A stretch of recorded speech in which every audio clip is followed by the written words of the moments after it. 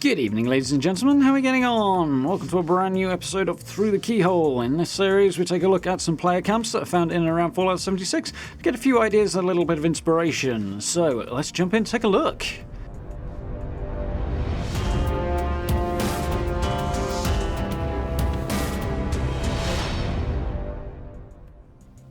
Okay then, your usual couple of disclaimers before we get cracking. These are not my camps, of course, today. These are camps that I found in and around the game I thought were very cool and wanted to share. That, of course, is with the exception of this one here. If you guys would like to appear in a future episode of the series, you can send your camps in to me. Do head on over to the channel's community page, and on there you'll find a post detailing everything you need to know to crack on with that. I certainly look forward to seeing what you guys have for me. But for now, let's jump in and take a look at these camps, shall we? Okay, camp number one. All of these came actually over the Halloween period, so I found these at the same time as looking for the last ones, but this one's sort of keeping that vibe a little bit. We've got a few Halloween bits and pieces. This is an amazing mishmash of stuff that absolutely delights me. I really, really like it. Some nice decoration work in places, but I think this one's also running into that age-old problem that we all run into on occasion of having not quite enough budget to fully decorate the things we would like to build. But I absolutely love the way this combines so many different bits and pieces and textures and building materials into a fantastically scrappy, I've put it together with whatever the heck I can find kind of vibe, and it's really, really cool. Love that little barricade there as well that I have, but I've got to get around to actually using it at some point. Well, that power generator there from Fallout First a while back that I sadly missed out on. The player's actually hanging out on the door there. There's a little Halloween stand out front. We get to the first room. There's a few bits of decoration, obviously the crafting stuff in here, lots of mishmash of different materials. So this is clearly where the budget started to run out a little bit, as we'll see based on what else we're going to see in a moment. But still, very, very cool ideas in here, even if lack of budget to execute. Heading out onto the abandoned mineshaft entrance here, the big one. This thing can be awkward, and building so closely around it is really, really cool. I like the way it's incorporated into the larger building. It works really, really nicely there. I'm having issues with the door, but I like the way they've managed to cram this gate in as a door instead of using a regular door. There's a careful bit of jiggery-pokery, or some such, required to get that in, I'm sure, and it's worked very, very well, which is cool. So with a few bits and pieces out here, we'll shuffle on through and have a look at the back area. You'll get a little idea of where this camp actually is as we come around the corner here. You see that stone arch is somewhat infamous in the game as a location people like to build. Sort of overlooking the Cranberry Bog at the bottom of the mire and in the Savage Divide. So we've got one of the little crafting areas here, all the chemistry stations and brewing stations and such, just crammed in the corner around the edge there and behind the shelter entrance. Yeah, nice little sort of lean-to structure to keep those fumes away from the rest of the build. Very, very cool. We'll head out along the back balcony. Little cooking station out there, again, keeping the smoke outside, always wise. Into a little space that I'm guessing is just a case of decorating an otherwise empty space here, but always good to do, and then it makes it look more included in part of the larger build, so definitely a good way of going, looks cool. We'll swing back inside, seeing yet more mixed textures here, which is very, very cool to see, combining some very, very nice stuff there. The steel walls and the glass walls and all sorts going on. So head through into the stairwell. We've got loads and loads of stuff in here that's fleshing the place out, and this is where the decoration starts to get a bit more intense, so that's really cool. Do like this particular staircase, I have to admit, except for one major thing which we can see right there over the door. There's a bit of a trip hazard there. Looking at you, Bethesda. Why? Why did you put a railing around it? I mean, it looks cool, but as soon as you put walls around it and stuff, it makes no sense. I don't know. But things do make real good sense. This awesome kitchen and living room space looks absolutely spectacular. Loads and loads of detail. Not quite sure what's going on with the sheepsquatch there, but we'll not ask too many questions. Loads of little bits of stuff on the wall, loads of contrasting textures and stuff. The greenhouse walls there creating a nice open airy space as well in what is otherwise quite a small location, that little room, so a nice combo there, very, very cool. Do love that painting, it is absolutely awesome. It looks like it's going to go into a secret room, but actually you come out here and we have a balcony, so that's quite cool. Nice space to drop that organ in as well. And good job they have no neighbours, I'm guessing, if they've got that in the house. Really, really cool. I love that doorway, actually. can't recall if I picked it up. I don't think I did, because I don't see myself using it very often, as much as I would like to. But very, very cool nonetheless. Nice little open balcony type walkway over to the front side of the building here. Say house, but it just doesn't quite feel like the right word. Some window boards on there. And the old hot tub, just tucked out on that upper balcony. There's a couple today that have hot tubs on balconies, and I'm guessing this is an aspirational thing, because wouldn't we all love to have one? Nice little look at the shelter entrance there that fits in so well in this build. I really like what's been done here. I like the statue on the top actually as well. That's something I would never have thought to do. It's a bit of a random thing, but very, very cool. And then look at this decoration from the other side as we pass back through, and there's so much going on in here. Those stars on the wall are really nice to put together as well, and that arrow. Very, very cool. Nice pump action on the wall as well. We'll swing back down the stairs. Normally I would avoid having so many different textures and wallpapers and stuff on the inside. I'd go for like different stuff in different rooms, something like that. But in this case, really mixing it up has really brought the sense from the outside of the build into the inside by having so many different textures and materials and stuff. So it actually really works quite well, which is really, really awesome to see. Not taking a look at the shelter today. Can't remember if it was because that one is not decorated or if it was because I just ran out of time. And this is quite a long walk around this particular camp. But for the top level camp here, absolutely awesome job with loads and loads of cool little features going on that I like a very large amount. Nice work on the part of this particular builder. Very, very cool. So, camp number 2 takes us to the top of Seneca Rocks, which is a place a lot of people do like to build, and you see all manner of types of builds up here. What really strikes me about this one, apart from the decoration, as usual, is the way that this kind of both conceals the fact that the ground is really not in any way flat whatsoever, but at the same time kind of works with that and uses that to kind of inform the shape of the structures at the same time. Manages to achieve these sort of opposing concepts in one build, which is really, really cool when stuff like that happens. So loads of decoration out front on this little balcony, porch. I don't know what word I'm looking for there, but you get the idea. Little vendor area in here. The trick-or-treat bowls tucked in as well.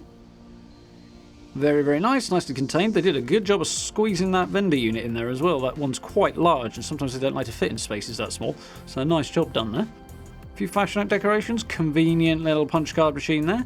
We'll come on into the crafting room. Now, with a massive staircase like that, which I would normally avoid that particular one for several reasons, one being it's so massive, it actually somehow works in this space, so major brownie points there. But it also makes sense to put the furniture around the outside. As much as I like to try and bring stuff off the walls, in this case the space is a bit limited because of the size of the stairs, and it works quite nicely to allow some movement around. Out here, I like the little garden area that's kind of contained by some fencing at the back, I think, there, but also by the way the rocks stick up as well. It kind of informs the space, which is really, really nice. Very, very cool. And we have a nice little brewing and crafting station out on the balcony, which is also very, very awesome. So, as we swing around and head up the stairs, we have the main living area, which looks absolutely fantastic too. Loads of decoration going on up here. Little workout area tucked into the corner. I'd call it a gym, but maybe it's a little small for that. Loads of cool guns on display there, looking very, very nice. Somebody's got a dragon on display, which is hard to come by these days, so very, very cool. Loads and loads of comics on display, looking really bright and colourful actually, that looks cool. Nice little cosy living area. Makes good use of the space. It's not overdone, there's not too much going on in the decoration here, but it's kind of nice and clean, but still lived in. Tiny little bedroom, but that's all you really need. You don't need a whole warehouse to sleep in, really. So it works quite nicely. A nice little, I'd almost call that an office area in the corner there, which is cool. Looks nice. Commander Deguare hanging out using her little console there. Swing on down and back outside. So once again with this camp, this is another one I did check out the shelter on, but in this particular case, this one had yet to be decorated, so rather than looking around an empty shelter, we will push on and take a look at the next build in just a moment. But yeah, very much like this, like the combination of colours and style. Nice to see the regular old brickwork out on display once in a while as well, that's cool. Some really good use of the lie of the land, the textures, the shapes, and some really nice decoration in this build as well. So reasonably compact little camp, but looks very, very nice and a very nice job done. And the street lamps work well as well, which is also very, very cool. So camp number 3, we are over by Marigold Pavilion, and I really like this spot as well. Not too far from where one of my favourite spots is. Interesting use of the log cabin stuff here. This is, I mean, ostensibly almost kind of square and blocky, but they've managed to do something pretty cool with it. I just noticed before they've flipped these porch roofs around as well, so they kind of slope towards the building rather than away from it, which ostensibly would not be great from a rainwater perspective, but from an aesthetic perspective is pretty cool. So you can see the run down onto the regular stairs there. They've done a nice job of snapping some stairs to combine with the existing stairs as well, which is very, very cool. And we've got balconies up above these porches as well, which you can do. You generally have to play around, remove the porches, put the balconies in and then put the porches back, that sort of thing, but it worked quite well. And they do conceal the sort of fact the roof is the wrong way around a little bit, which is quite nice as well. We've got a nicely decorated crafting area out here, some nice merge work going on as well, a little bit of rug glitch going on too. I must have a look at how some of this is done at some point, because there's some interesting work here. Nice decoration. It's a different sort of entrance to the camp, this, which I really like, coming in through the garage almost, which some people actually do in their real homes, so why not, you know? I actually like that. It's something we don't see too often, so very, very cool. Heading on into the stairwell, we'll come up to the main living space. Now the decoration here is crazy busy, which is really, really cool. Loads of stuff going on. Bit difficult to negotiate your way around here. I managed, so I suppose that's the main point. But so much information, so much detail, so much for the eye to take in this space. It's really, really cool. I like that mobile as well. If I ever happen to see it, or if anybody knows where it came from, I would absolutely love to know, because I want to get my hands on that again. I think I've probably missed out, but you never know. Nice little bit of decoration around the hot tub here. A few little bits of lighting. The flamingos and the ducks do make a certain amount of sense. I do like the use of the Mothman torches, I suppose, which we don't see very often getting used. They don't put out as much light as you might think, really, those things. So if they did put out a bit more, perhaps I think people in general, and certainly I, would be inclined to use them more often. But we do have a very, very nice little area to hang out on this balcony. Very, very cool. Nice view over the forest as well, as we look out towards the left there. Loads of bits of detail and decoration on the walls outside as well, looking absolutely awesome. Love that little fan up top as well. The vending machine, nice job tucking it in there. As I say, that's otherwise probably dead space under the stairs, particularly with the stair on top there, but it's a cool job there. It's a bit noisy, that particular one, for my personal taste, but to each their own. It certainly does give a bit of motion to the space, which is cool. Nice little bathroom, very, very cosy, but making best use of the space with the shower and stuff in there, and the stacked washer dryer set, which I do actually quite like having. It feels a little bit more home-like when you add those in. Always makes a bit more sense. Although they do slightly contrast with some of the other stuff that we have, so it is what it is. That tends to be a thing when things are clean, though. But yeah, very, very cool living space. And as we head upstairs, we have a nice little display room to crown things off with. So loads of comics on display, loads of cool outfits on the mannequins, loads of little bits and pieces to dress the space up with as well. Looking very, very nice. Bit odd that there's a gap between that stair and the floor next to it. That's basically because there's no wall underneath. And not looking at the builder here, more at the design work from Bethesda there. That's a shortcoming, unfortunately. Didn't accommodate the open plan build. But it is what it is. It's otherwise a very, very cool little space. Nice little chill out area right at the top, so to catch those last few rays of the evening sun. Well, not too effectively, given that we're on the other side, I guess, but nice nonetheless. Definitely a nice place to hang out and view the surrounding terrain. Nice little display area there. Everything kind of put together in little clusters to make sort of individual standalone focus points that draw the eye and really, really set the place off. Even behind the vendor there, we've got a few little bits of detail as well, which does make me wonder why this bottom stairwell doesn't have anything in. I'm going to go with a budgetary consideration as my usual theory, but nonetheless, very, very nice. And again, coming back out through this garage, and I really, really like this design. It's a concept I might have to borrow one day, perhaps, and you know, have an entrance via a garage like this. It is cool, it's different, it's a very different vibe, I like it a lot, so very good, big shout out to that one. As I say, I've seen other people do it before in other places, but that is particularly well done in this instance. Yeah, more little bits of detail that were missed on the way in that you can spot as well, which is very, very cool. Always more and more to spot with this build. Nice job done.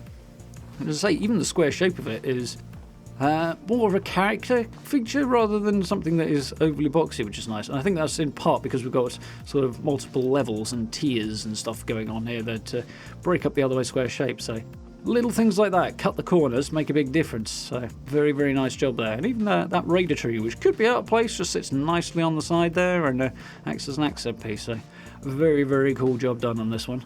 Very, very nice, and goes nice with the evening sun as well. So let's move on to our last camp of the day, and we've got a bit of a modern build here. As you can see, we are actually at the White Spring this time, which I don't normally like to explore too much because of the frame rate issues in this spot. It can be kind of a nightmare, but this is a really nicely done, really compact modern build that doesn't struggle too much with the frame rates on this occasion in this particular location, so that's always a win. So there's some ideas here that I've seen in other builds. There's, I suppose you'd have to call that a suicide door up there, but some very, very cool bits and pieces. The decoration is on point on this. It's a really interesting shape, really, really strange kind of creative build here. Lots of cut corners, things at different levels, different angles, things like that. So the kind of squareness of it works really, really well with this, and especially with the modern vibe as well. And it's the use of that wallpaper gives it a kind of yellow look rather than too stark white or anything, which is cool. It makes it a little bit different, and I like it a lot. The nice little vendor area here. It's very cozy and compact, doing a useful trick that you can turn the wire mesh, the floors to wire mesh, and then run wires directly through them. You can also then turn them back to solid floors if you prefer. So useful pro tip if you want to run internal wires and have them go fairly straight and be neat and tidy rather than trailing all over the place. Yeah, look at the detail all over this. So much going on, but not too much as it kind of detracts from the otherwise modern, quite stark lines of the place, which is really, really cool. Moving on into this portico, veranda. I don't even know what word to use, but I feel like it needs a fancy word. We have a really nice job done on those little fireflies mounted there on all the posts. There's some patience going on there, especially as they all seem to be at exactly the same height, and you have to eyeball that, and that definitely takes a bit of patience. So very, very cool. Nice little hangout space bar area down here, which is very nice. Using the mannequin there to provide a slightly creepy bartender, but very cool. Nice little bar. Use of the White Spring stuff there works well, and contrasts with the stools a little bit, but if you put, I think, the right stools in there, the matching set to the bar pieces, you'd end up with something really overly clean. Although I'm having a hunch of that might be the display units for the steins, so that might explain why they don't have the same matching stools. But yeah, the contrast means it's not too overpoweringly clean and modern in here, and it kind of blends in a bit more with the larger build, which is cool. Plenty of nice bits and pieces of decoration as well. Loads of little signs around. So we come up into, I suppose, the bedroom. Imagine this gets a bit fresh in winter. Not that Appalachia seems to get a winter, but you know, this is how it goes. Loads and loads of detail in here. Always something else to spot as well, which is always cool. Lots of detail on the desk there. Santa seems to have got himself wedged in the chimney. I've seen a few people do that one. It's not really for me, but it does give me something to chuckle about every time I see it, so I do like. I like that little bear as well on the mannequin there.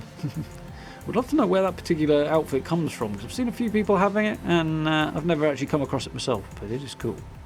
Nice little cluster of decoration in the corner there with a lamppost and a couple of plants beside it. Some 3 different heights as well, just to set things off and give it a nice little bit of style. Tiny, tiny little crafting space in here, very much squeezing everything in, but you can get through, and I presume you can use them as well, so it does the job. And a nice little accent piece on the front of the building there with the power armor displays as well, which I still have yet to use, but look really, really nice up here, and really offers an odd kind of standout set piece kind of on the larger set piece of the build, which is cool. Yeah, kind of contrasts with the rest of it, but at the same time is just enough sort of oddities in there that it works as well without being, you know, it's a good contrast as opposed to something that would just look out of place. So very, very nicely done. Very impressive job. Yes, another tiny little crafting room in there that they've squeezed their benches in. Swing on around, take a little look at some of this again. Good. Mixing up the floors, changing up the textures there, looking nice. It'll work well for a clean modern build like that, the lino floors. Come down to the stripped wood floors down here. Nice. Using those light fixtures with candles wedged in them as well. That they don't put out a vast amount of light, those things, but they are really quite cool. So, as we take a little swing around, we're not going to take a look at the shelter on this one, because if I remember rightly, this was another one that had yet to be decorated at the time I found the camp.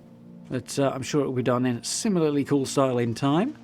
we will wrap this one off. So we have a very, very cool modern build. It's a little bit different to the other ones, which is really nice, but I definitely wanted to share it as it's very, very cool.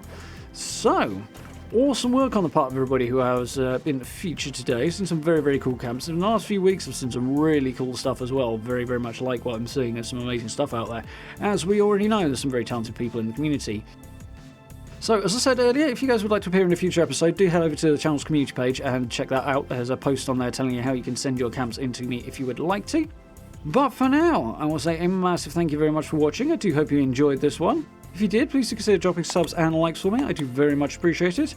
Social media links, merch store, and channel memberships as always down below the video as well if you would like to support the channel in that way. And do watch out for the live streams as well, where of course playing Fallout and The Witcher. But for now, thank you very much for watching, and I look forward to speaking to you all very, very soon.